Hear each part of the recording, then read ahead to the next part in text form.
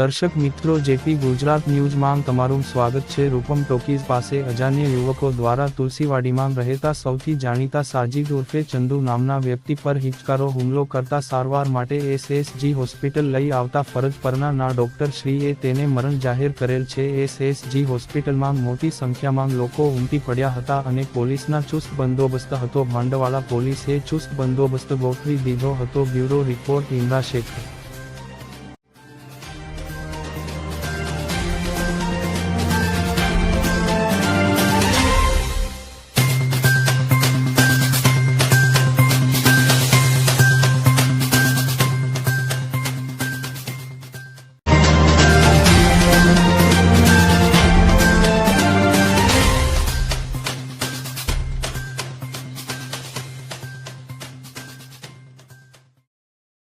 જે મરણ જનાર છે એમના બીજા મેરેજ થયેલા છે અને એ કોઈ ઇશ્યુ હોવાનું પ્રાઇમરી જાણવા મળેલું છે, પરંતુ પોલીસ હજી વધારે ઇન્વેસ્ટિગેટ કરી રહી છે અને બનાવના લગતા જે સીસીટીવી ફૂટેજ એ વખતે કોનું કોનું મૂવમેન્ટ અહીંયા થયેલી છે એ માટે ટીમો લાગી ગઈ છે। પોલીસને કોલ શું મળ્યો હતો પહેલે?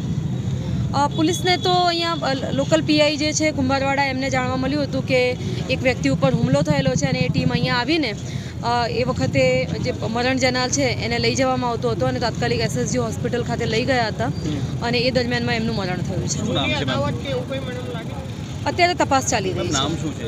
ચંદુ ઉર્ફે સાજિદ છે મરણ અન્ય જનાર। કેટલા લોકો હતા જે એ તપાસ ચાલી રહી છે। મેડમ કોઈ અંગત અદાવત ખરી?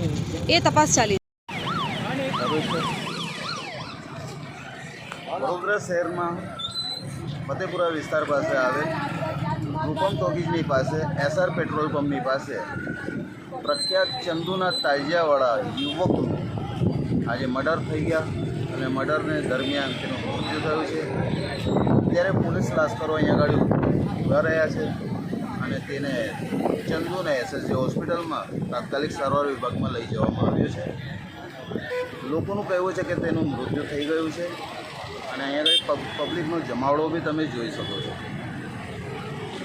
ચંદુ જે છે દર વખત મોહરમના સમયે તાજિયાના વિસર્જનમાં ભાગ લેતો હતો। અત્યારે અંગત અદાવતના કારણે તેનું મર્ડર થઈ ગયું છે। આ વિસ્તાર છે ફતેપુરા સંગમ રોડ એસઆર પેટ્રોલ પંપની બાજુ।